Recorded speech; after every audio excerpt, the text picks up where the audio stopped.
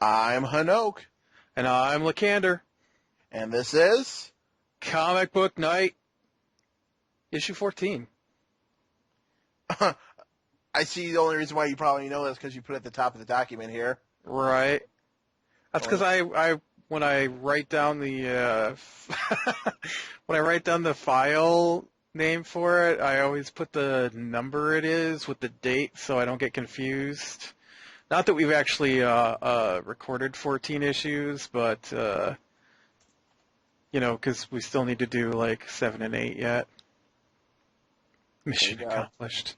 Or mission accomplished. Yeah, but see, now you screwed up all my pagination. Pagination.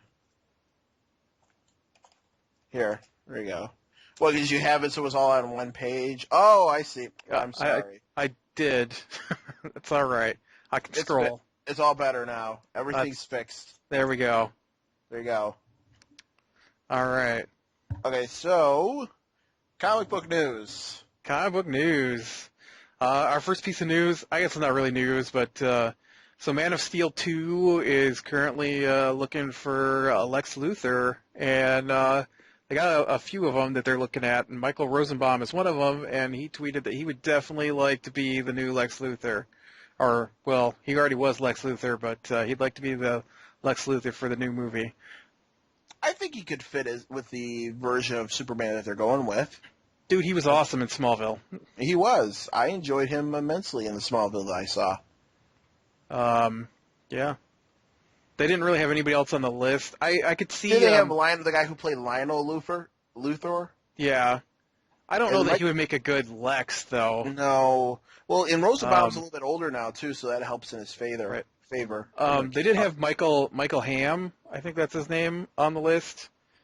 He could probably make a good Lex Luthor. John Hurt. As a grizzled ancient Lex Luthor. Yes. All right, so our next article was they have a new Damian Son of Batman miniseries coming out in October. That's 4 issues set in a possible future that may never be now that Damian's dead. I like how the comic news said that even though Damian's dead, what was her quote? DC still feels there's something to mine from the character. I like that they said there are hints Even from beyond the grave. There are hints of things that Damian's done in the future that Grant Morrison put in the comics and then completely undid with Batman Incorporated. Well, he is an amazing... Well, Grant Morrison's claim to fame is his multi-dimensional, trippy psychedelic, multiple, quantum universe things. So they're all still canon. It just allows him to do whatever he wants. Yeah. And nothing matters. Yeah. Yeah. But we'll get to Batman Incorporated. Yes, we will. And then our next article, not so much an article, was just talking about the DC annuals coming out in October and how they got announced, and they're they're basically either mid-story, end of story, or start of stories. So Action Comics is going to be the next saga with Hell. Aquaman is going to be Aquaman and the Others and the return of Vostok, maybe. Green Lantern's going to be the end of the Relic saga that we're going with right now. Nightwing's going the romantic route, apparently, and seeing if there's anything left between Dick and Barbara. So Nightwing's going to be about a redhead? Yeah. Probably Haley Circus will be in there, too. Of course. And then they said that Swamp Thing has to... in the Swamp Thing annual, he's going to have to take his power to the next level to deal with the Cedar. He has to go Super Saiyan. I know. Because that's what I thought of when I read the article. And then I'm imagining Swamp Thing now with Super Saiyan hair. I was imagining with big muscles and a orange jumpsuit. And then Teen Titans Annual, apparently, spoiler alert, there's a time-traveling story arc getting ready to start. Because that works so well with Legion Lost. Right, and so the annual is going to be about Superboy versus John Lane Kent, the future descendant of Superman and Lois Lane, who he's actually was cloned from. Superboy is cloned from John Lane Kent by Harvest. Oh. Huh. Well, and final piece of news? Well, I was going to say, most of those sound pretty good to me other than the Nightwing one. Right. There was. No, I'm not done talking. There was another thing with Nightwing too in another article that I didn't think was news, but apparently there's not going to be a September issue of Nightwing. Why? So no reason. They didn't give a reason. They just everybody thought when the solicitations came out for September and there's no Nightwing comic that Nightwing was going to be the one that gets killed. So apparently there was a huge outcry on the internet about how they were going to kill Nightwing. I didn't read any of it, but and they're like, no, he'll be back. We got an October comic already to go. Listen, Grant Morrison isn't in charge of writing that. He's safe. Nightwing was the one I was hoping would be killed to do the whole to do the whole Trinity War thing. So it's the guy from Dial H who gets killed. Yeah, I wouldn't have a problem with that. And then our last piece of news was apparently Grant Morrison's been working on this Wonder Woman Earth 1 comic for years. Years. And he's finally maybe getting around to releasing it. They don't have an actual date yet, but... He hasn't decided if we are worthy yet of the comic. It was interesting to read the article, I thought, though, because they said that Wonder Woman sales were really good until the author died, and then nobody's been able to capture the magic of Wonder Woman like the original creator, and that Grant Morrison thinks that he can. So of course he can. This is Grant Morrison. I like this quote. On the themes of the book, this is how you know when you're in for something fun. Grant Morrison, what's the themes that Grant Morrison's exploring? It's not a comic about superheroes punching each other. It's about the sexes and how we feel about one another and what a society of women cut off from the rest of the world for 3,000 years might look like and what kind of sexuality, what kind of philosophy, what kind of science would have developed. How does that impact their science? Well, it would. Cut off from everything else with no... Okay, I guess it's not because they're... Yeah, okay, so it's not because they're women, it's just because they're cut off. But their science would have developed. And how would that impact our world if it actually suddenly became apparent that these women existed? Except that they haven't been. Well, if there's any indication, if Wonder Woman, the comics, any indication, they're pretty much boring people who live soap opera-esque lives, so... Well, in Demon Knight's comic... Right. They showed that they go out and they capture sailors and in the mythology, steal them. Of course, remember Grant Morrison's writing this, so everything previous about Wonder Woman is off the table. Also, these Earth 1 books are supposed to be reimaginings, and the art style looks interesting, mimicking Greek pottery style for their pictures, but. I don't know. We'll see. I have a really bad feeling about this. The internet, especially comic book, social justice bloggers, work themselves up into a frenzy about sexism and stuff. So I know. I mean, unless Grant Morrison pleases everybody, which he won't, somebody's going to be angry about his depiction of women. I don't think it's going to be outright sexist. Oh yeah. But it's going to be one of those. He said it right in there. They're all lesbians. Yeah, but I don't think it's going to be sexist. I think what it's going to be is he's going to try to do a deep comic exploring female sexuality because he's done other comics that explore that kind of stuff, I think. And but he's going to try to explore female sexuality and mangle it completely. I'm sorry, I've been reading Batman Incorporated by Grant Morrison. I don't see how he can do a good Wonder Woman. They need to get the people from Batwoman to do. Well, if Talia's supposed to be a strong female character, well, we'll get to Batman Incorporated. Oh, yeah. I'm saving my comments.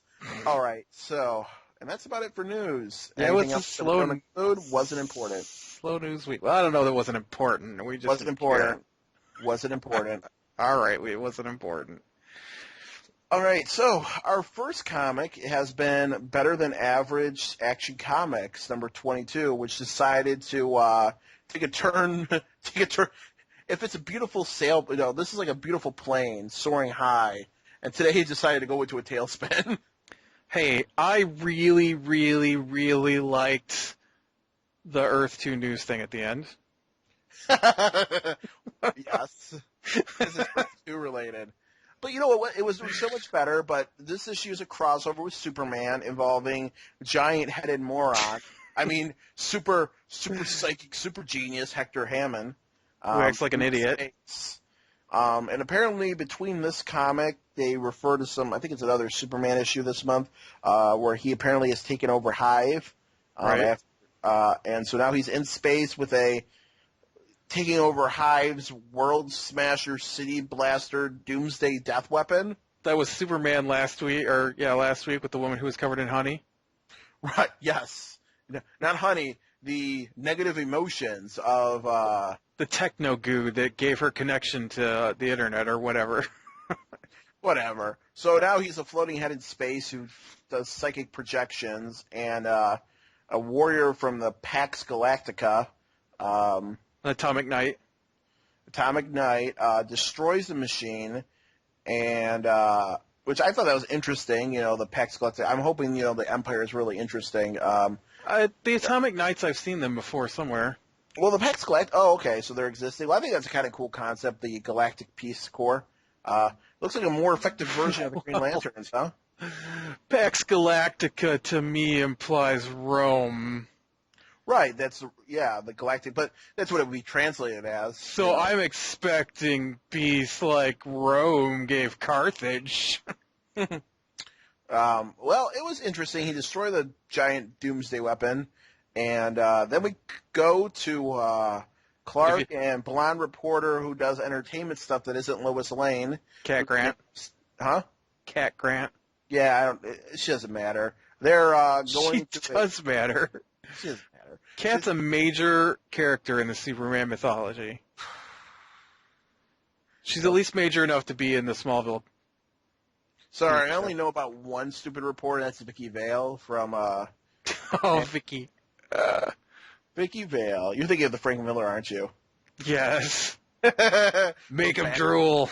Make him drool. No one's going to get that joke. Nobody listens anyways. That's right. Hopefully I won't isolate all our viewers this week. I make fun of everybody. Anyway. I thought it was funny that they finally wrote out what Hive stands for. Did you see that? Holistic Integration for Viral Equality. Haven't they done it before? I don't remember reading that. I don't even know what that's supposed to mean.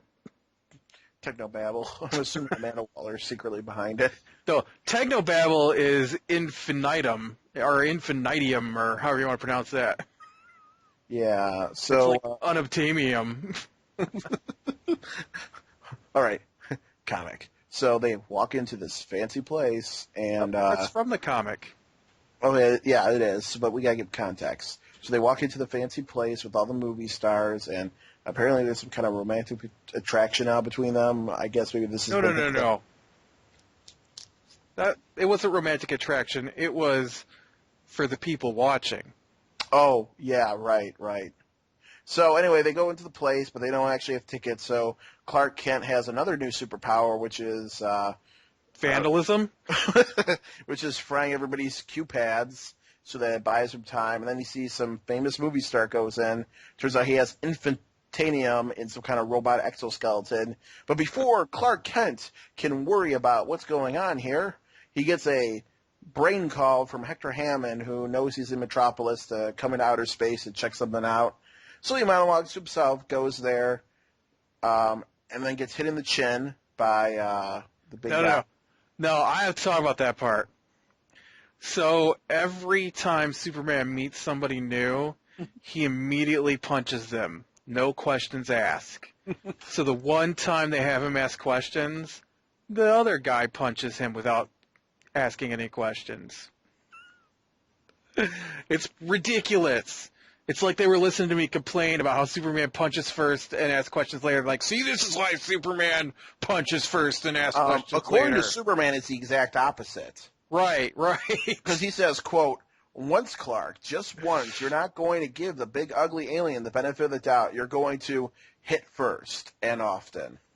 And so then he rages out like he always does, but apparently he's in denial of his.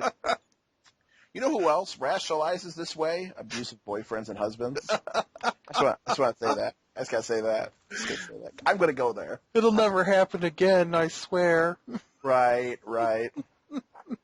So then, they get into a big fist fight because it's a Superman comic, and then it ends with the other members of the Pax Galactica showing up and saying that there is a threat unlike any other that Superman's ever faced before coming up. And then we go to the backup, which was, the backup was good. It was mediocre. Compared to the rest of this comic, it was great. Okay, compared to the rest of this comic, yeah. So that was it for that. So then we have the continuation of the Jor-El backwards in time Krypton storyline where we go off from the end of the coup where the military leader has decided to destroy, he's taken over. And so they're trying to round up Jor-El. But he, of course, escapes because he's wily and meets up with his future wife who's defected from the military leader. Wait. He escaped. I guess he escaped because he's wily, but he really escaped because his future wife killed everybody. No, because he escaped at first. He startled them. He got away. And then they had him at the surface, and then she shot them. Oh, that's true. It's true. So his future wife picks him up. They join forces, and then it revealed that the military leader wants to destroy all of Krypton, and that he's wearing a red kryptonite ring. Okay. What it revealed is that Jor-El has secretly put a device into the power system for the city to force everyone to have scientific curiosity and be peaceful. And he wants to use it to make him destroy everybody. And, Jor-El is a freaking evil scientist. This is for the Eradicator, though, that he wants to destroy the world. So yes. He shows he's wearing a red kryptonite ring, which is known to alter the powers. But he wants to use Jor-El's mind control device that Jor-El's already implanted in the city so he can control people. Yeah, he wouldn't be able to kill everybody if it wasn't for Jor-El. Yeah. He'd have to do it the old-fashioned way with guns. So then we come to the best part of this comic, which is we have an Earth 2 news broadcast talking about how Darkseid's forces, Steppenwolf's forces have appeared. They're fighting them, and it just depends on whether or not they're going to die. I thought it was really awesome. It was better than the comic. But there were a couple things in there I thought were really awesome, like when they said that if the Green Lantern, Flash, are the wonders such as Green Lantern and Flash, humanity's odds of survival will increase exponentially. And then Molly Wayne, who's the host of the news show there, says Earth has fought long and hard to survive against the evil that has dogged us at every turn. Any chance for survival rests with our heroes, the wonders. May we wish them all good. And then she gets cut off in the middle of saying luck by the emergency broadcast message. Yeah, but it was a nice ending. Well paced, well drawn, good characters, good dialogue. That thing's amazing every time. So, Action Comics. Yeah. First part, junk. Second part, mediocre. Third part, pretty good. Actually got angrier at the second part, I think, than the first. Oh, because of Jor-El's mind control device? Yes. Listen, it explains how Superman's... That's an interesting dynamic to nature versus nurture right there. I just can't believe that Jor-El... I mean, we don't really have any stories about Jor-El on Krypton. I mean, there's little flashes here and there, but... He was a preeminent scientist he's a preeminent scientist, doomsday prophet, considered at one point brilliant, now considered a hack because he really believes that Krypton's going to blow up, and then he's like Noah, basically, and then he dies. Yeah, well, apparently no one believes him because, his mind control device won't let him think that way. So maybe if he wasn't controlling everybody's mind and forcing them to do things they don't want to do, no wonder why. I don't even know whose side I'm supposed to root for at this point. They're both bad guys. Pretty much. So, but he's supposed to be a big bad guy, the actual bad guy, the military leader, because he stands all menacingly and is killing people and putting people in handcuffs. I just could not believe that Jor-El is using mind control on an entire city. It just, this is how he rolls. It's okay. I think it's a big deal, right? Well, anyway, so our next comic, Batman Incorporated. The final battle begins. I really don't like this comic. You know what? It was better than the last one they had. Again, bar, low, set. What happened in this? Talia is probably what makes me the most angry in this whole... There's a lot of things to make me angry in this series. But their depiction of Talia in this incarnation... Because I'm used to Batman the Animated Series Talia.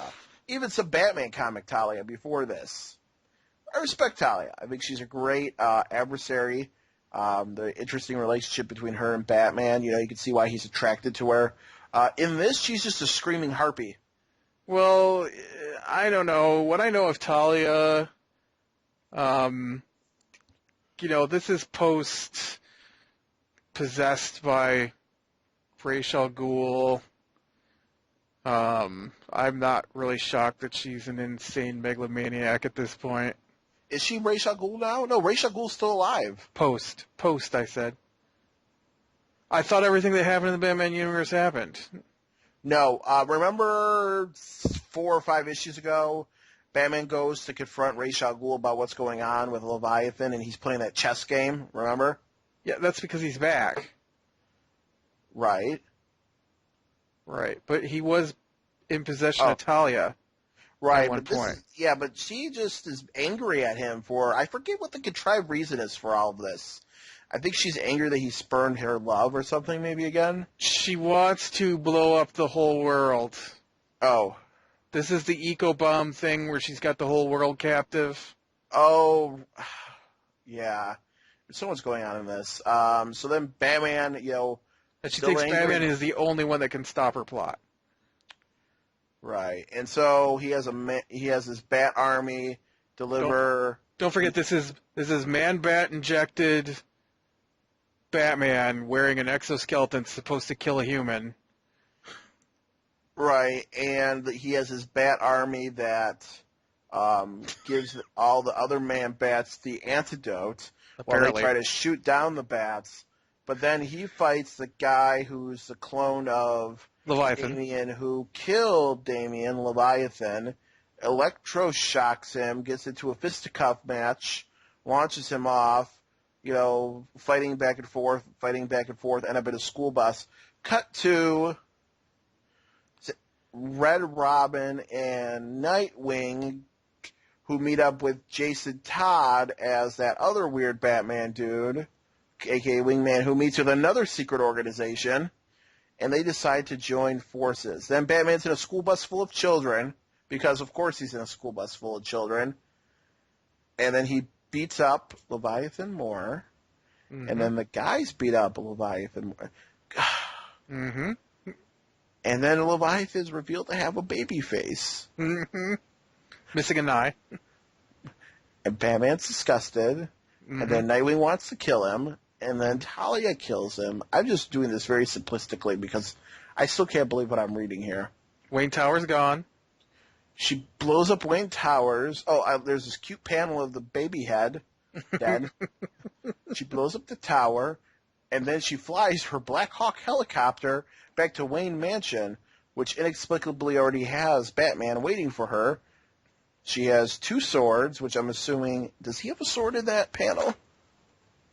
No, he doesn't. Then she goes into the Batcave wearing some weird costume, and she has 2 swords, so I'm assuming she's going to give one to Batman so they can fight to the death in a sword battle in the Batcave. With the tagline, to the death, my detective. Next, the Dark Knight and the Devil's Daughter. And, I hated just about every part of this comic. From start to finish. It sounds very simplistic when I read it, but It's so out of character for this whole thing existed. Until they kill off Damian, we were really convinced that this existed in its own special little universe. That's because it's so weird. I don't understand how this is complex. I don't understand how this is. Grant Morrison has this huge reputation, which is deserved in some respects for some of the stuff he's done, of writing complex, deep, intricate, amazing comic books. Even hulked out Batman, I think I enjoyed more than this. This is like Batman Legion of Superheroes to me. It really is, because you have, except we don't even have the speech bubbles to keep track of everything. I don't know who all those people are. They all dress the same. Half these characters are just introduced, walked out as set pieces, and then walked away. Like, there's that one chick in the Night Armor. I believe she was working with one of the other Batmans who died, and they have a little touching character moment a couple issues back. She doesn't even have a line of dialogue in this comic. Yes, she does. She's all mad. She wants to kill Cupid doll. I mean, Leviathan. No, Nightwing says this is for my friend, referring to Damian. She doesn't have a line of dialogue. Yes, she does. I'll kill him if you won't. No, I thought that was Nightwing. That was Nightwing saying that I'll kill him. No, that's her. Is it? Yep. It's pointed right at her head. Oh, it is. That art drawing there is so confusing. Well, it's because you're basically looking at the Cupid doll. Well, look at that panel where she says, "I'll kill him if you won't." I'm looking at it. Zoom in. I don't want to. Just zoom in for me. Okay, you zoomed in? Uh-huh. Okay, notice Nightwing's two arms. Are either of them holding her? Well, she just shoved him off. Okay then. I just found that. Okay, yeah, because the last. I'm not sure. How about that drawing of Batman last panel with blood coming out of his face? Yeah. See, that's her on the left here, too. Let me at him. I'll kill him. I don't care what he is. He done my Cyro like he was nothing. Yeah. I'll kill him. I'll kill him. He has nowhere to go. It's over. This is like Frank Miller Batman. That's kind of the way I've been reading it. Garbage. I did not like this comic. Is there anything you liked about it? It's almost over. Yes, actually, I did kind of like the scene where Talia kills him. It was nicely done. I could done without the Cupid doll face. I liked the whole him coming in with the Bat Army, even if it was like so over the top. Yeah, I didn't like that. I like how she screams, "Make him stop." I like where lightning strikes the W on Wayne Towers and it falls to the ground right behind him. That was pretty cool. I'm sure that's supposed to be deep. So. Well, it is because he's ending Batman. I'm assuming Batman's going to die in the last comic, and they're just going to have to stop all the Batman comics because Grant Morrison's in charge. The one article I read about I guess you read it too, about the Damian comic was talking about how Grant Morrison gave Damian life and Grant Morrison took it away. Because Grant Morrison's apparently DC's, deity. Yeah. What an idiot. All right. I'm exhausted from that. Batwing number 22? All right, Batwing is our next comic. Batwing number 22. I liked it. Yeah. Did you like this one less or more than last issue? I don't like this Batwing. It was a nice movement of the plot. I'm glad they finally explained who the ant people were. I did like Lucius Fox's defense system. They explained who the ant people were. They're former criminals that are part of a hive mind. Well, I thought I knew that from the first issue when they showed up. I didn't know. And then of course we have another. I feel like this is like the second shady businessman this week. Was there a shady businessman in Detective Comics? Yeah. I feel like there was. We haven't got the Detective Comics though. Okay. Yeah. Okay, so there are two shady businessmen. This one's creepier looking. Right. With his green like Elton John sunglasses. Yeah. And his furry like king cape. His furry beard face too. Yeah. He's a weird looking dude. Yeah. tries to buy Batman's interest in this country. Batman, as Bruce Wayne, says no. Luke Fox learns about what his dad does for a living for reals. And then him and Batman team up to rescue Lucius Fox, who's been kidnapped by the ant people, and who are trying to steal his secrets. And then it ends with the revelation of a giant ant thing. Yep, and then it says it's bad, and I agree with it. Oh, it's bad. Oh, wait, yeah. that's supposed to be the next issue. I don't like this Batwing. I haven't liked him since the first issue he was in. I tried to give it time to get its footing, and I hate it. I don't hate it. I definitely think it's a major step down compared to the last one. This is a Green Lantern level for me. I don't know. It's just I don't know. He really should have a real plot line, not dealing with his family. Once Batman Incorporated gets canceled, this is the worst Batman comic. I'll give you that. I'd rather read Nightwing. Really? Yeah, actually, Nightwing's been pretty good. Yeah, this is better than Nightwing is better than this right now. Dialogue in this is terrible. It's very stilted. It's not funny. This kid is supposed to be a genius, and he's supposed to be a mixed martial artist, and he's supposed to be disciplined, and he doesn't know what he's doing, and they write snark just to make him snarky, and it's terrible. It's like a black version of Terry McGinnis. It's not. I wish you quit saying that. Terry McGinnis was such a better character than this guy. I didn't say he was a better version or equal version. I think that's who they're trying to channel here. Well, they're not doing it. I still liked it. I mean, it wasn't. I mean, it's definitely, not the highest quality. It's definitely a step down, but I got enjoyment out of it. I didn't find any real hatred for it. I mean, it's definitely enough that there's plenty to criticize. The one thing that really did kind of bother me is, yes, we have to gain entries. Switch to Detective Vision. Got it. That only made me laugh because I played the video games. Right, where they give you the exact same thing. And I thought that was I was like, oh, are they really plugging that? But I smiled at it. I can't stand it. So we go from that to Shady Businessman next comic. Detective Comics. This was a great Batman comic. I really enjoyed this. I always enjoy Batman's interaction with the cops. I really like everything in it. Except for the Kurt Langstrom part. Well, actually, even the end of the Kurt Langstrom thing I kind of liked. I liked everything in it except the backstory of the new villain. Oh, you mean how he's like this corrupt businessman and now he kills people? Come on. He's a young Gothamite who left Gotham and then came back, became rich, owns a tech company, and has returned to do good in his city. And he dresses like Batman and is a bad guy. Right. It is trite. It's just like every other person having their parents killed. What I really liked about this comic was the first part. I really enjoyed Batman. I always enjoy Batman's interaction with the Gotham police. I like him as Wrath. I liked him with his interaction with Scorn. Right.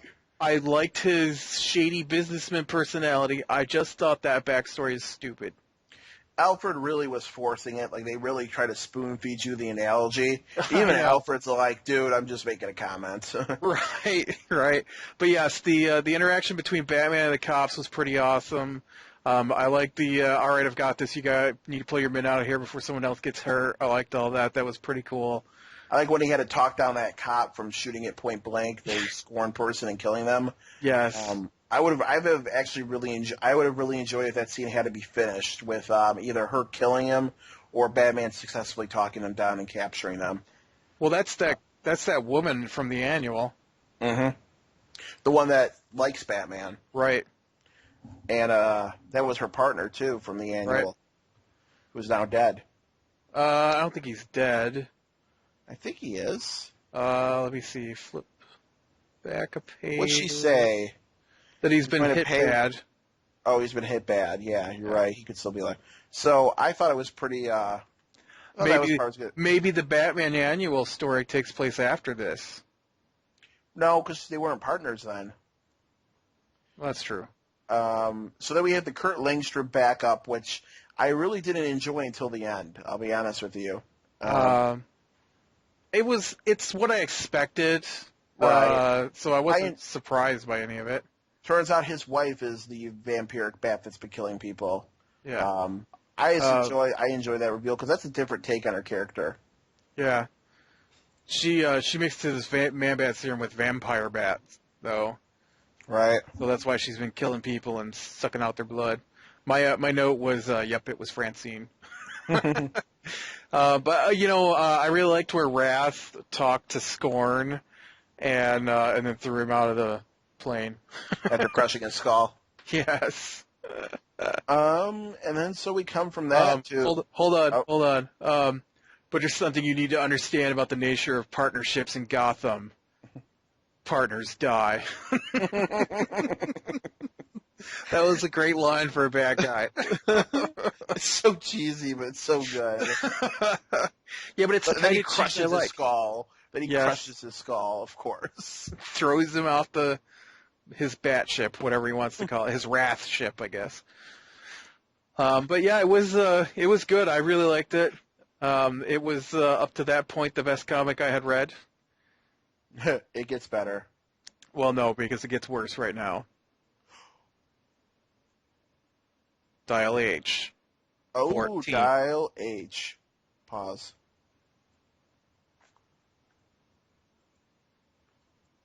Oh, I thought for a second I didn't read Earth 2, but I did read Earth 2. Sorry. Continue. Yes, so Dial H. Dial It was terrible. H. It's almost over? Almost over. So... I guess it wasn't terrible, but it was still bad. It's a weird type of terrible this week. So last month we had the reveal that Open Window Man is apparently Batman from another universe, which rage induce. But so this month we have the team of dial jumpers with Fat Man and Old Woman Rapist jumping to try to stop what's going on. And as they jump from world to world, try to get their jumper dial to actually get fixed. Nelson and Roxy? Yeah, Nelson and Roxy. Or Mantu, or whatever her name is when she puts on her little mask to keep sane. So they jump from world to world, and there's rumors of this war going on, and they see basically devastation issues wherever they go. They go to a hub world, and they're... Hold on. They're sliders, and they're sliding from world to world trying to find their way home. It's true. Because their dial device is broken, and they can't tell it where to take them. Right. So they have to go through these patches, and they're hearing more and more about a war, but they don't know what's really going on. And so they jump to a hub world where they get arrested, basically. They stand down so they don't have to destroy the innocent people. It's revealed that they think that they're the enemy. They won't tell them what's going on. And then the operator, who previously has been this mysterious shadow figure who I believe created the dials, has an apocalypse dial. Well, that was the Lost Operator. The Lost Operator, right. And he uses his apocalypse dial to dial in a zombie horde, but it short circuits, so they're all saved. Then they're allowed to go free. These people fix their jumper dial, and so they jump to the operator's home world or whatever, 000, where they see devastation and Centipede Canadian Man standing there. And so the premise, I really felt like, and I think you might agree, that the premise of this comic, like the dials themselves, and the premise and like this idea of this war going on for millennium and the sliding and the quantum leaping, pretty good stuff.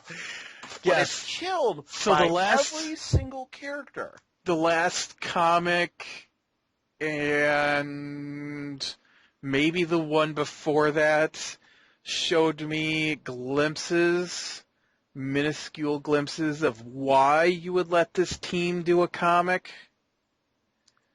But this comic whole series is trash. It's garbage. You can't. And here's the thing. Elephant. A ghost elephant. Paper, rock, scissors. Pipe cleaner man. Moon monkey. Super Omi, Queen of Soho, which I'm pretty sure was a drag queen. What? Those were their heroes they dialed. Here's the problem with this comic also. Well, there's many problems with this comic. Even if you like this humor, even if you think this kind of thing is just hilarious because you're touched in the head, you can't have, like, they want to have this serious storyline, right, where worlds are being destroyed, where, if this dial falls into the wrong hands, it's the end of this multiverse, where shadowy people are going out with abilities to cause apocalypses, destroying entire worlds. And then you have Queen of Soho. You have Open Window Man. You can't mix the comedy and drama this way. Either you're just a comedic comic, or planet with frog people. Not too terrible of an idea. The planet with living chalk drawings was really cool. Mm-hmm. The planet with living siege weapons. They were freaking walking around as living catapults and ballista. Yep. They were people made out of timbers. Yep. And rope. Yep. In the shape of catapults on two legs. Yep. It was dumb. They used their catapult powers. I don't even understand how, I don't know. So it's like I said, they mix these goofy, they're trying to deliver this serious dialogue. And maybe in the hands of more talented writers, with better jokes, could they mix the serious and goofy? It was called Sliders. I watched it when I was a teenager. Oh, there you go. But it's a poor imitation of Sliders then. I've seen like one episode of Sliders, so... It was a good show. It was about this kid who was a scientist, opened a wormhole, had a dial device to take in between wormholes. It got damaged, and they couldn't figure out they could never get it fixed. Only a couple times they did actually make it back to where they were going, but didn't realize it was home. Because they just kept jumping from alternate Earth to alternate Earth. It was pretty cool. It's just handled so badly. In the hands of more competent writers with better jokes, better characters, this premise could have really been something.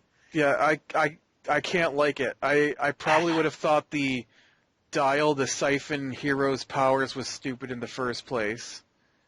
They've done one actual hero in this book, and that was the Flash. Right. And like the idea of it siphoning people's powers and these like heroes in the middle of battle being killed because their powers are gone and their wonders are dead.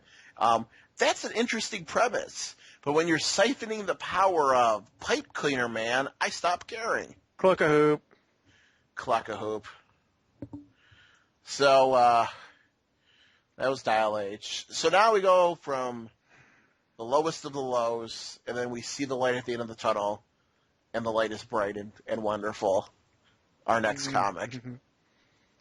Earth 2. My beloved Earth 2. The best comic. Yes. This is my favorite comic in the DC universe. I need more and more of this, and there's only basically 2 of these so far. Right, and they're going to have a spin-off. They say that, but where is it? They tease us. Where is it? Tell me. Oh, Bane. Earth 2. Earth 2, they, Green Lantern and the Flash and Dr. Fate have this little, it's not quite in that order, but they have a little powwow about how Green Lantern's company is a major media company and how they can do some news spin on the new heroes to try and make the public get behind them as a team. And so they decide to help the World's Army before it goes up against Steppenwolf's army by getting there ahead of them and try to soften the defenses. And so they get there, and they do quite easily. And then the World's Army shows up, and the shadowy basically the special forces of the World's Army, the Sandman, show up. Sandman. Yes. With amazing Red Arrow. I know. Red Arrow. Was he has awesome. a Red Arrow, and he's just amazing. He threatens to kill. He's like, let me just kill these guys. And he's completely confident that he can kill these guys. And then I can't remember that dude's name. Is that Captain Atom? Yeah, Captain Atom, I think, is part of it, and then the Sandman himself. I couldn't remember which giant growy guy that was. Yeah, I think it's Captain. No, Yeah. No. It's Captain Atom. I'm pretty sure No. that's The Atom. The the Atom. Atom. Yeah, The Atom. Yeah. the Atom. So.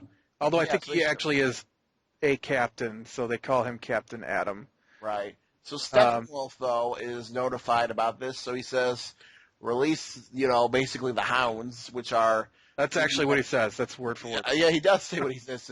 Release the Hounds, and so they release 3 metahumans who, or apocalypse things with powers to combat the Sandmen and the newly formed Justice League of America, or yeah, I think that's what they'll be called, or Justice Society of America. Justice Society, yeah. Yeah, Justice Society. And so that's where the comic ends there, and then it's also revealed that Mr. Terrific. Mr. T. Because God. he's got a T on his face. Yes. Mr. Terrific has apparently teamed up with the World's Army and is helping them out, the intelligence division. So Well, this is the Earth Prime Mr. Terrific, right? yeah, and in this one panel where he stands there menacingly, He's got tattoos. He didn't have tattoos before, did he? yeah, he did. It's yeah, he did have the tattoos. Fair play Okay. is what's tattooed.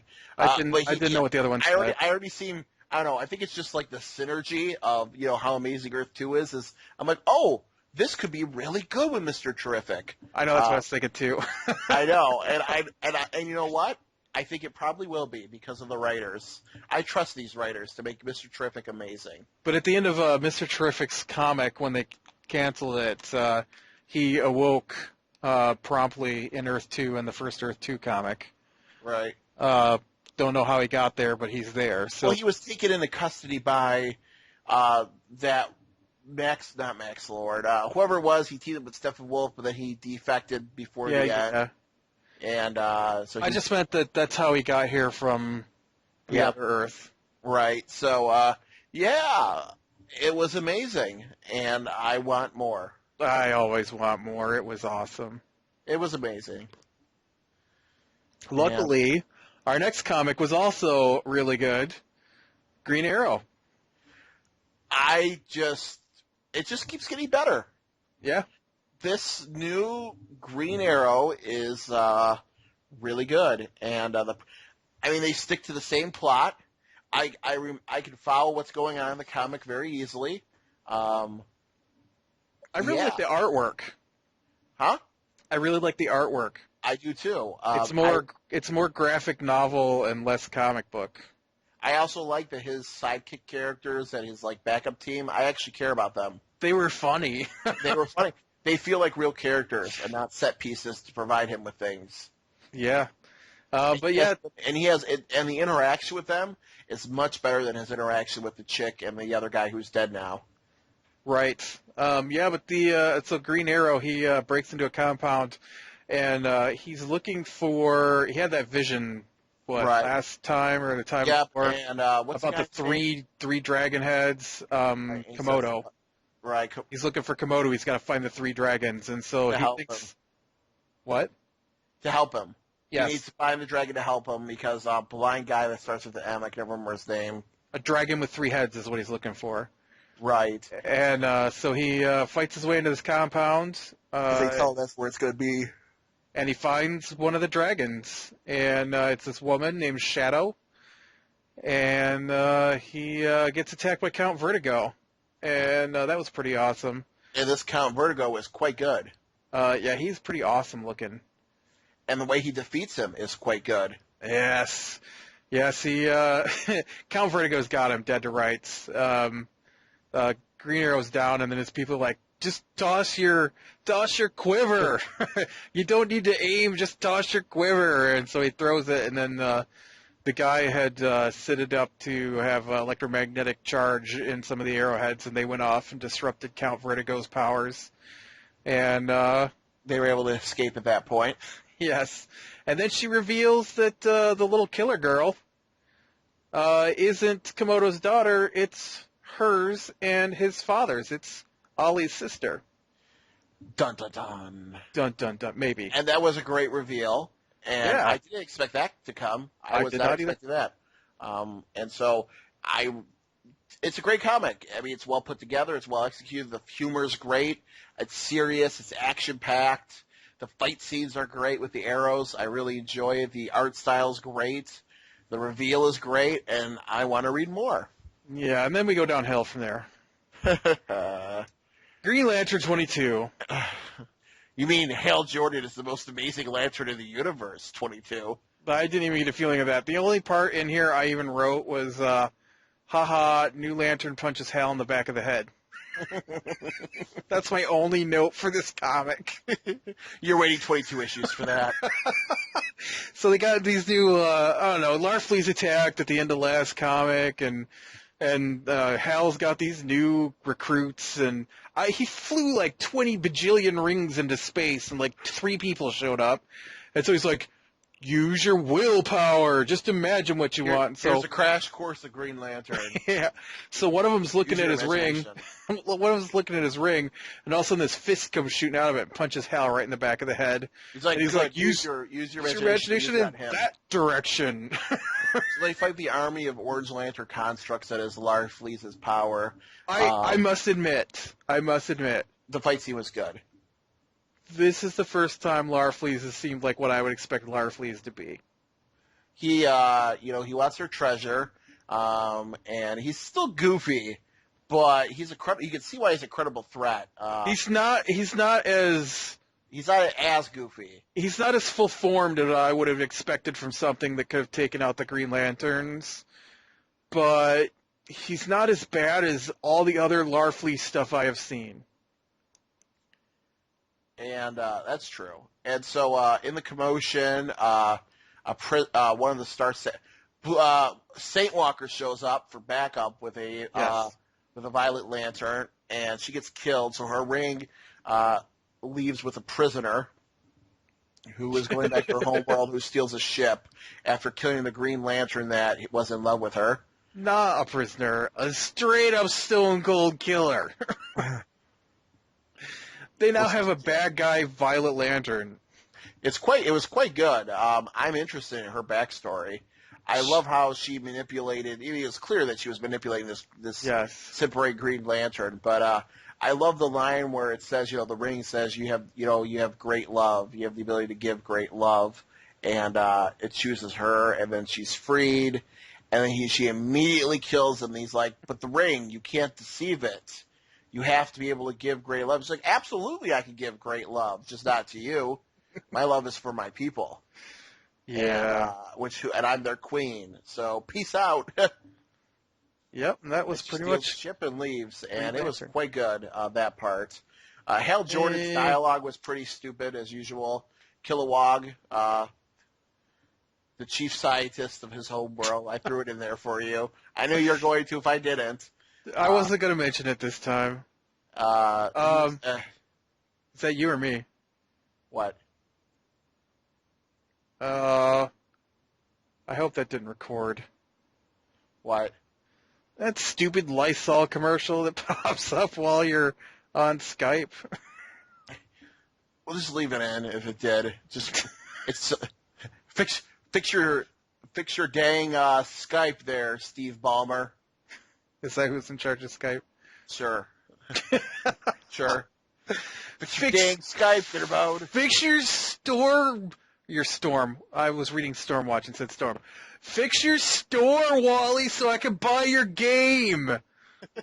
Fix your dang game, Dinnerbone. Yes. Fix your dang Skype, Dinnerbone. Anyways. You can decide later whether or not to leave that in. Right, I'll probably cut it out. And then that takes us to Stormwatch, which is still Lobo. It was... Not as bad as it was last time? I mean, I didn't mind last time. I think I said last time that I enjoyed the comic, and I did. I don't like the Lobo stuff. As previous. Huh?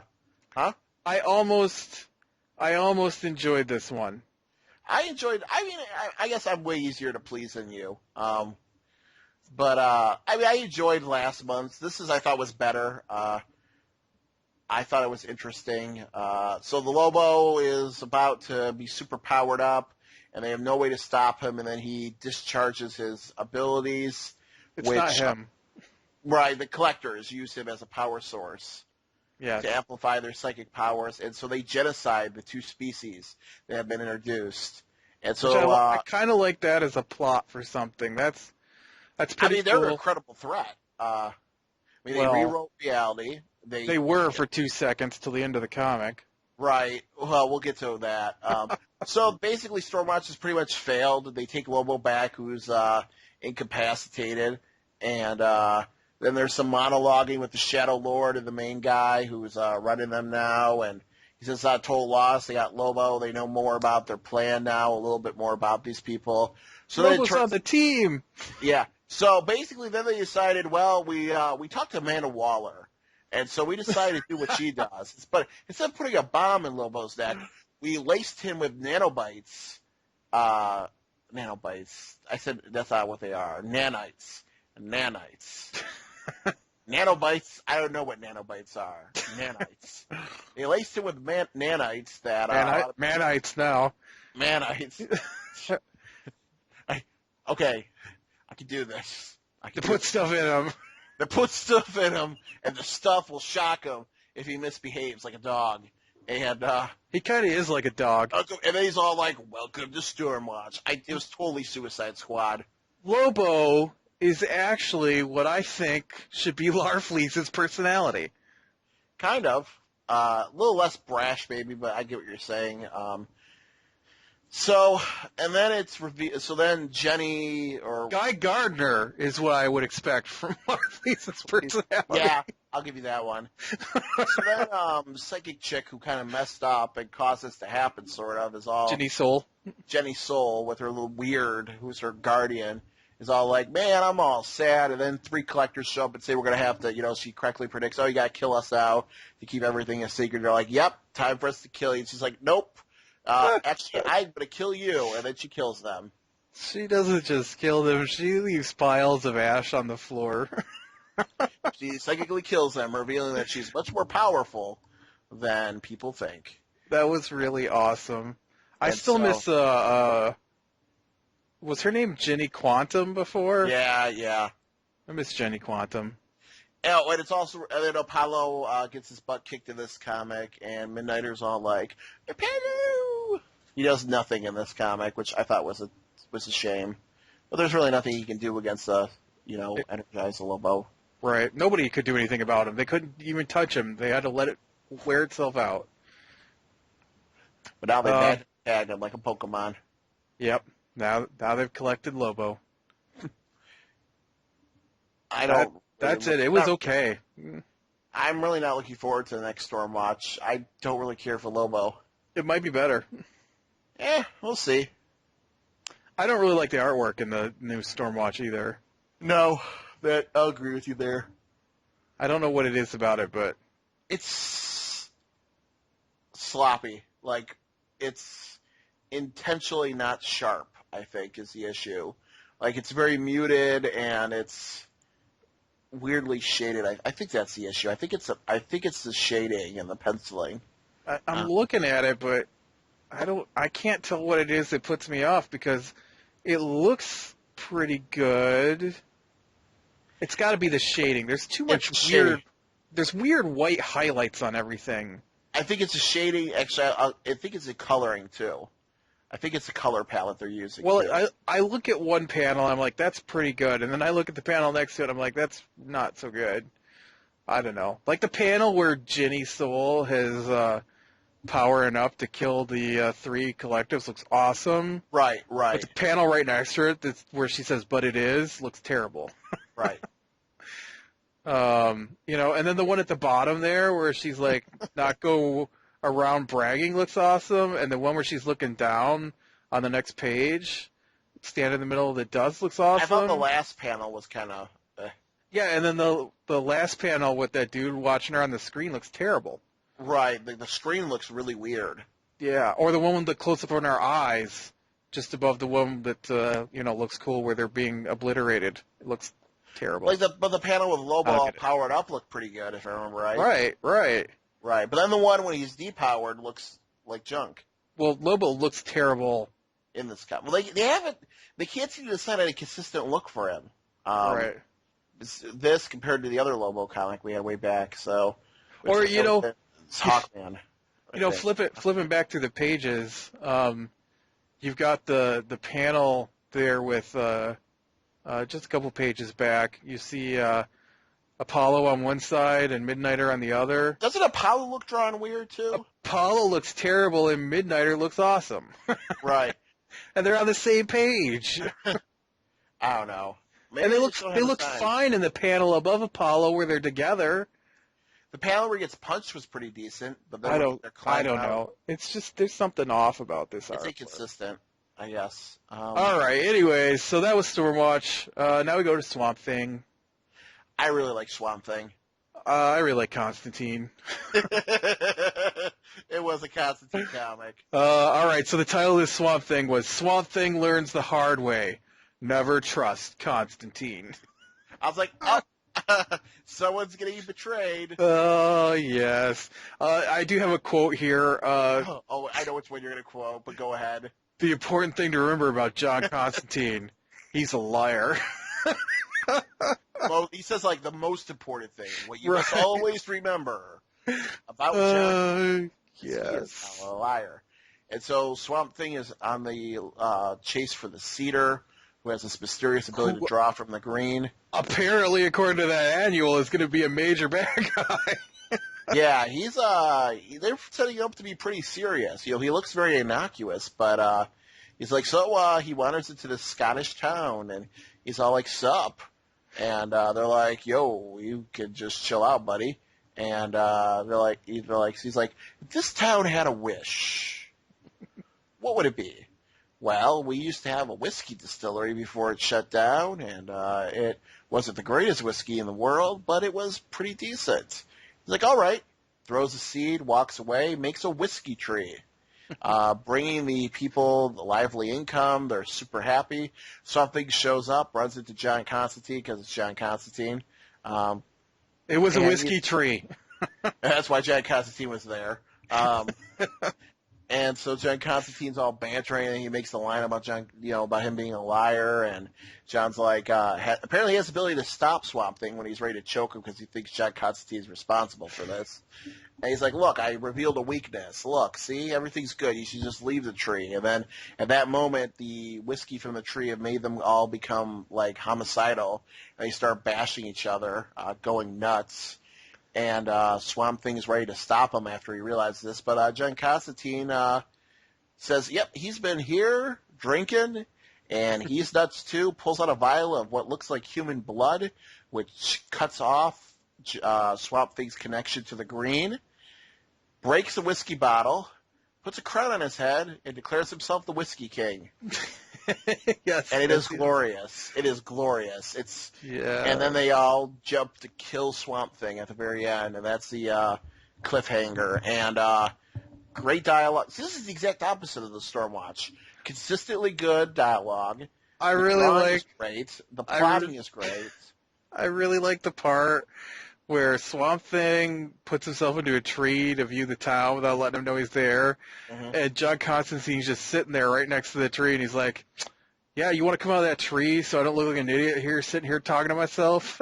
It was quite good. Oh, it was pretty awesome.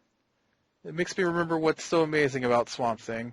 It's quite good. I'm enjoying the Cedar storyline. I'm glad he got over his mopiness. And now he's got a purpose, and he's on the hunt for the Cedar guy, who I really like Cedar. I thought that was really clever what he did. I liked the issue where him and Superman talked, and I wish that would have been drawn out a little more. I would have liked for Swamp Thing to have explored a little more what it means to be a being of so much power. This storyline might do that. But I also really like this comic. I'm not saying I didn't want this comic to happen. I'm just saying that, I have been enjoying Swamp Thing. Swamp Thing has not really had a bad comic yet. No, Man, really. Don't forget the amazing Death Rot World. Oh, Rot World. Crossover's done right. Yes. Frankenstein with his Frankenstein army. Oh, that was awesome. Oh, that was so glorious. Yes. But he goes rushing in to save them. It might as well have been just called Justice League Dark, because that pretty much happens every issue of Justice League Dark. Yeah, man. Uh, Is that the last one? No, we have two more, right? we got 3 more. Three more. So yeah, Swamp Thing, amazing. It would have been my Yes. favorite if it wasn't for Earth 2. Exactly. All right, so the next comic was The Movement, number 3. Much better than Teen Trillionaires. It is better than Teen Trillionaires. I really like The Movement. I really like the first issue, the second issue. I really like this one too. Gail Simone's doing wonderful things. It's the characters are good. The whole cliffhanger from last week. What's her name? Catharsis. Catharsis. She revealed she was a cop last issue, but they still beat her up. I guess they didn't listen to her, believe her. Yeah. But she's acting like she's still on their side. So she's in prison. They have the movement people have the 2 cops. So they have gone to recruit this weather manipulation woman who starts poning them, basically.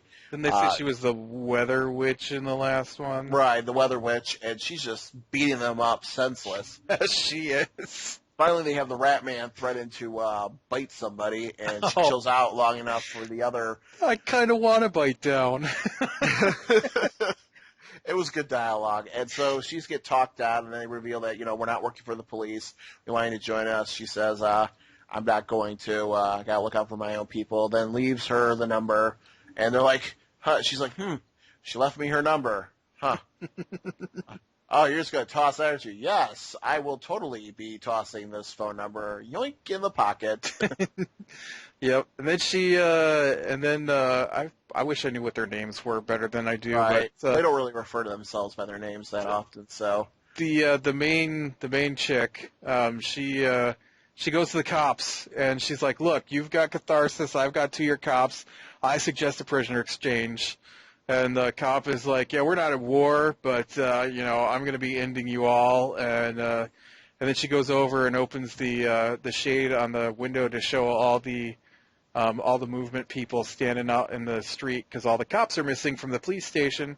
And she says, "I tried to be nice. Now we tear your house down to the ground." Because they're all out to try to root them out of the area where they all live. Yes. And none of them are there.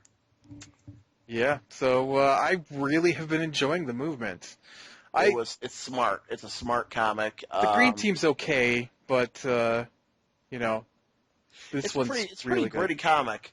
It's sort of like a better version of what they're doing in Catwoman right now. Yeah. Yep. So it reminds me a lot as if this had taken place in I think it was called No Man's Land. Yeah. Yep. Batman No Man's Land. Yep. Where they had to split the city into different gang districts. Right. So it's kind of like that, but done with a lot more superheroes. So next is Pandora. The Moon was actually one of my favorite comics this week. Next was Pandora. First issue of Pandora. So and this is the Trinity of Sin. I liked it. It was quite good. Pandora, we get her full backstory. She lived millions of years ago. It turns out that not only are the Guardians of the Universe real pieces of work, but apparently the Council of Magic Wizards are too. They're awesome. They might as well be blue and floating around in Noah. So it turns out the reason why she's considered one of the quote-unquote worst sinners is she found the skull, Pandora's box, opens it up, and reveals the 7 deadly sins, which we saw last week in Shazam. Okay, we got to rephrase that. So this woman who lives during the Stone Age finds a golden skull in the forest and picks it up, and it opens. And that makes her one of the worst transgressors in the history of mankind. Releasing She the 7... touched a golden skull in the forest. Chilling in the forest. We're some of the most powerful magic users in the entire universe, but we're not going to put this in a house, on a shelf. It's not like the actual story of Pandora where she was told not to open it. Right. She didn't even know what it was. She saw, glowing thing, opens it up. And then when she returns, the 7 deadly sins have destroyed her entire village. Killed her family and her children. And they call her mother. and they call her mother. And that's apparently not punishment enough. She has to wander the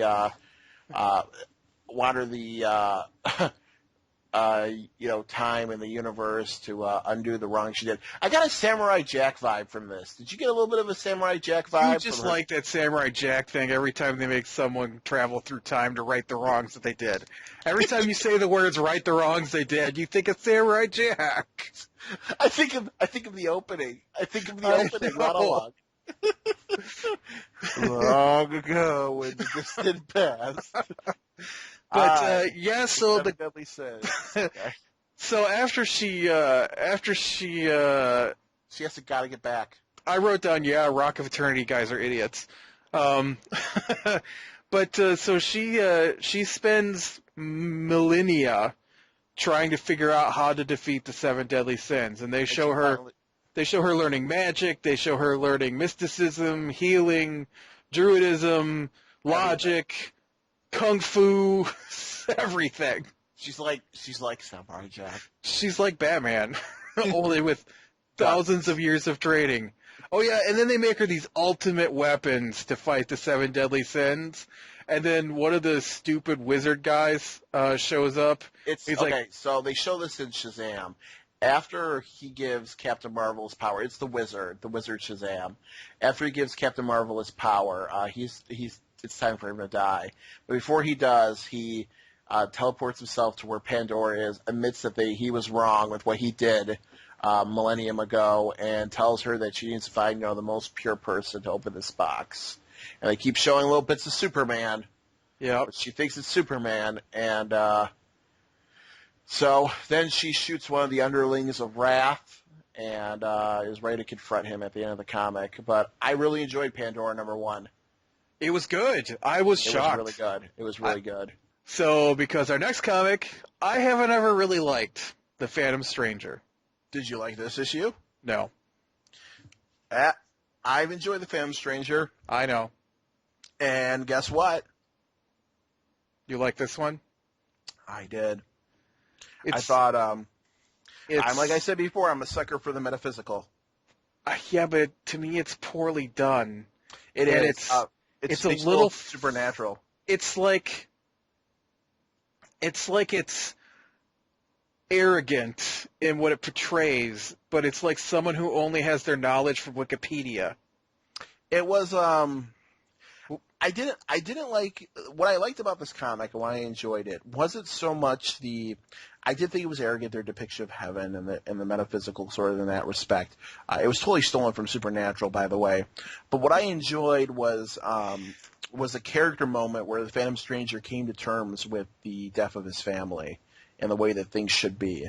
It's like his place. But it's like you're supposed to care about Jor-El, but the Phantom Stranger is not a nice guy, and he hasn't been at any point. He stole some dude's family. I mean, the dude was a killer, but there's no reason for him to have stole the guy's family. He could have just taken out the killer and went on his way, but no. He has to pretend to be this dude. He's lonely for millennia. I don't care. I think it's I don't know. I like the Phantom Stranger. I think I personally find him to be a fairly compelling character. I find him to be inconsistent. What's inconsistent about him? He's been the same in all his comics. No, he hasn't. Give me an example of his inconsistency. Here I'm going to betray you to get my silver coin, but in this comic I'm going to help this person. And in this comic I'm going to help these people, but over here I'm going to make sure you die. I don't have any reason for any of it to happen, and we don't explain anything that's going on. And we make it seem like he has some quest to right his wrongs, but he's not a nice dude, and he doesn't act like a nice dude, and he might as well be Larfleeze at this point, because Larfleeze is going to be... He has to follow whatever the voice of God tells him to do. But within his whole, that's his big thing. He'll do whatever it takes to get rid of the coins to redeem himself, even if it requires him betraying people, which is what he does as a Phantom Stranger. Then that's what he should be doing, but he doesn't do that in all the comics. But the problem with it is the inconsistency isn't the Phantom Stranger. The inconsistency is the dog. The dog is all like, that's the part where he's inconsistent. It's because of It's because of the higher ups. The dog's like, I need you to betray people. I need you to learn this lesson. why did the dog really have to, if we're going to pick this apart, right, why does the dog have to send him to hell? Why does the dog have to do this to heaven to make the Phantom Stranger understand? Why does the dog have to be cryptic? Because he's some kind of angel god thing? Please, okay? I'll give you the inconsistency. That part I can understand. See, I still don't, I don't, the dog says that they were fated to die and that the Phantom Stranger was interfering by even saving them. That's like the end message of all this. They were supposed to die. If this was the root story of what's been going on in Phantom Stranger, no, it isn't. I wouldn't have an issue with it. But it's been all over the place. They introduced his family, and then they really, they had him do the couple betrayals, and then they introduced his family more so, a couple issues, and then it's all been focused on that and the Sin Eater and him dealing with his own sins, sort of thing. I'm not gonna like him because he betrayed Raven. So there you go. So it's petty for you. Probably, but I just feel that, like, fine, he betrayed Raven. I get that. He gets his silver coin. Has he done anything about his silver coin since? No. But he doesn't know what he's supposed to do. It's whatever he can only. So this comic is just let's meander around and bore you to death every month. About the dog. Everything comes back to the stupid dog. Okay, the dog's the one who says, "Phantom Stranger, you need to do this, or else you don't lose your coin." Phantom Stranger, you need to do this, or else you don't lose your coin. Phantom Stranger, I need to teach you a lesson about what it means to love, and your love, because it's like Jesus' love or something, saved them and sent them to heaven. Because apparently I wasn't going to take them to heaven before. I don't think the dog's been in this comic that much. What are you talking about? The dog's been in the last since he died. I could have clawed out my eyes during that whole 13 guy saga that they had. I was 13, so bored to death with that. The 13th guy. It's just I like the Phantom Stranger. I don't like the other characters in this comic. I don't like any of it, except for the Spectre. The Spectre was. I think they did the Spectre right. I don't like the dog so much. I mean, he was kind of funny when they first. I mean, I enjoyed him in his first appearance, but as they keep fleshing out the dog, I start to hate him more and more. I don't like Sin Eater. I mean, he's a cool concept, but then he's I'm pretty sure he's gone now. Who cares what he's doing? Yeah, they just brought him in, gave him some cool time, and then they just brought him out. It's like a set piece being. This comic has no storyline. 13 is bland, and even the question is just weird. Like, I get what they're trying to do with him, I guess, but I don't know. They need to have a Trinity of Sin the question, so I understand what the hell's going on with him. I'm surprised they don't have one because he's in the friggin' Pandora comic. Yeah, being all cryptic. I had to look that up, by the way, but yeah, I had no idea who that guy was. I'm like, okay, so they got three people chained to the floor. That scene where she flashes back where she's condemned was in the free comic book issue 2 years ago, which you never read, which I told you to read. So shoot, yeah, I never did read that. You never read it. I said, get it, read it, you understand it. You're like, how do you know for sure he's Judas? Because they revealed it in that one back then. So I wish it was more about. The problem is I know, and these people who are writing this comic don't know. Like, they don't even know the backstory of what they've got in it. So could we please stick with the stuff about Judas Iscariot and the silver coins and the Spear of Longinus and all that stuff that goes together and all the stuff that I know about that and make a cohesive storyline and not be this all over the place stuff? Okay. I actually kind of like the whole having to go to hell thing and then having to go to heaven. The hell issue wasn't that bad. I kind of like those two issues. I don't understand why he really needed to do it, but I thought it was a cool issue. So, like, one of my favorite horror movie series is Hellraiser, and they're all about this stuff. And so I think this is what the comic should be about, but they're all over the place. Like, when he went to talk to Trigon, who cared about that? Not Trigon, but Trigon's brothers playing poker. Then he gets stabbed by the Spear of Longinus, and then we got the issues with Constantine and Nightmare Nurse and or whatever she was called, and I'm like, okay, that's kind of weird and doesn't really fit in with the storyline, and then we got the issue where he's like, oh, come on, little girl, I'll save you. Oh, nope, there you go, I'm gonna be your father so I can get my silver coin. I'm like, okay, that part I can understand, that goes with his character, but why isn't that what he's doing every time? Don't ask me, man. I don't know. Don't like it. Haven't liked it at all. We never actually. It's not terrible. Don't get me wrong. It's an okay comic, but I don't enjoy it.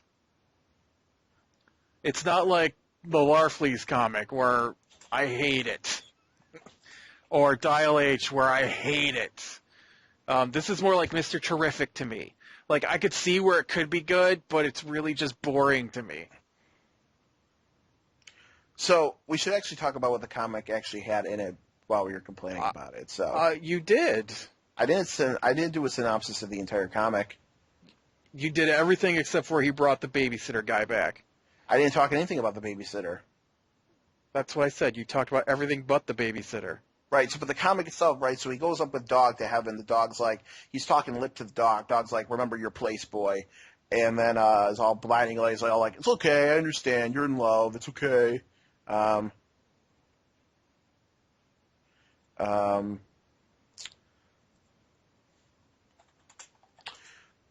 what else?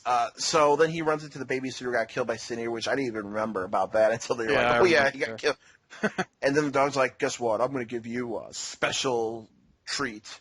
You could take home one of the people. And he's all like, how could I choose between my wife and children? Choose. And then the dog disappears and gives him an angel.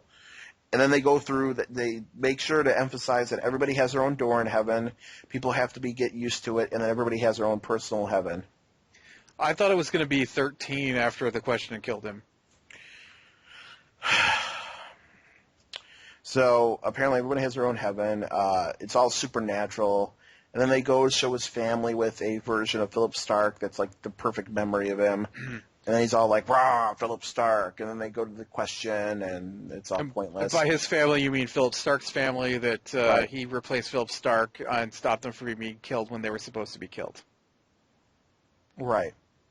Right. So then he realized, so then he's all like, I'm the Phantom Stranger, I will take them all. And then she's all like, no, I need to die.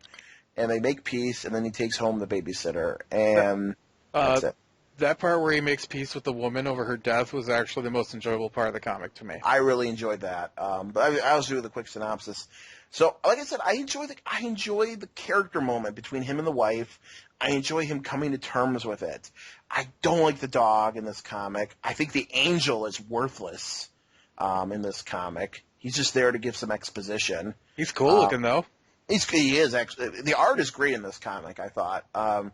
He is cool looking. I especially love what they do with the glowingness of the Phantom Stranger in this comic and how they shade her in different ways.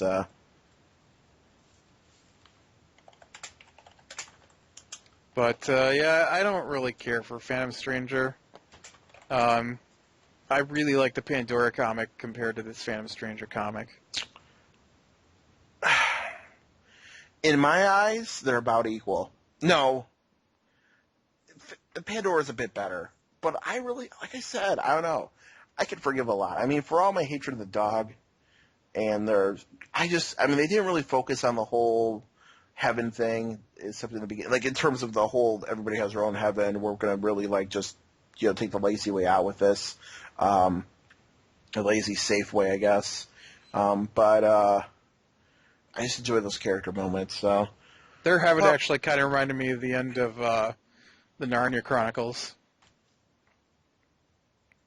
With the people who don't believe are wandering around outside the gates because they don't believe the dwarves won't be taken in. Right, because they're sitting there, this is trash. I can't believe you're feeding us trash, because they won't just look at what's amazing around them. I don't understand that part of the book at all. It was weird, but anyways. Well, that was a commentary on, atheists and stuff, and I believe. Yeah, except C.S. Lewis was very heavy-handed with his symbolism, much to J.R. Tolkien's chagrin. So, best comic. Earth 2. I was like, do you really have to think about that? Earth 2. Worst comic. Style H or Action Comics? See, for me, it probably would be Dial H or Batwing. Oh, wait, I'm sorry, Batman Incorporated. Ooh, that's tough. Batman Incorporated or Dial H? I'm going to go with Dial H, although Batwing and Batman Incorporated are both pretty far down there for me. I'm tying Batman Incorporated and Dial H. Batwing gets a pass. Batwing's kind of on par with Stormwatch this week for me, actually. I'll give you mediocre for Batman. I mean, I enjoyed it, but I would classify it critically as mediocre. It angers me.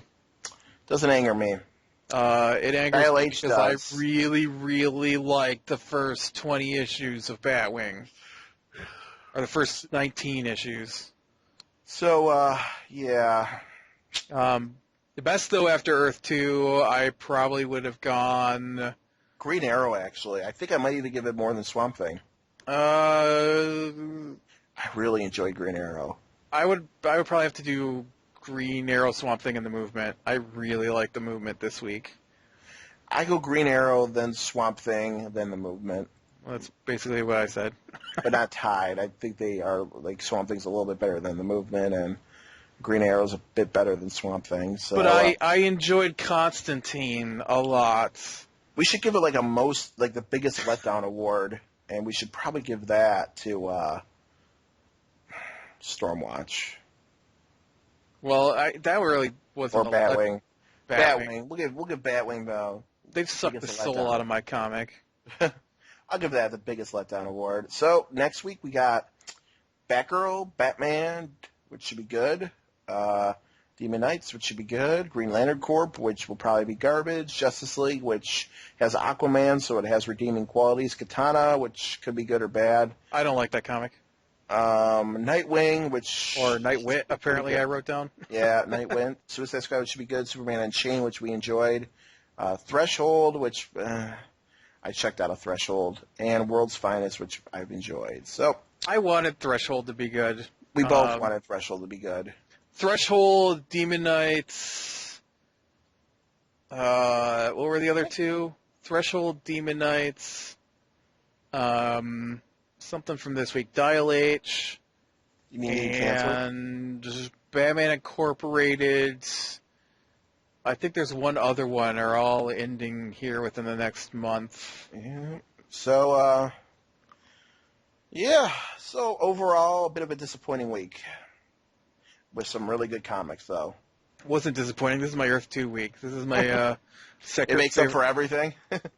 Earth 2, if I could get a week with like Earth 2, Batgirl, Batman, Batwoman, Aquaman. Aquaman, Justice League Dark. Justice League Dark, Constantine, All-Star Western. The perfect week. Then everything else would be horrible. I could just not read the other stuff. I wouldn't care. Our comic books show would just come out once a month. 'Cause we would just do the awesome week and everything else could go die in a fire. Well, that's about it. What are you endorsing this week? Werther's Originals. Did you already endorse that before? No. I'm endorsing Ace's Perry, I think it's called Perry Cider, which I tried for the first time this week, today actually, before this, and it was quite good, so I'm endorsing that. Hard cider. Mm, It was delicious. It was delicious. I don't. So, I don't drink hard anything. So. right. Ooh. Well, All right. I was waiting. I was about to say it if you didn't. Click like if you like it. Click subscribe to be sure to catch the next one. Join us for another exciting week of DC Comics. Remember, if it's good, they'll cancel it. Thank you. Bye. Bye.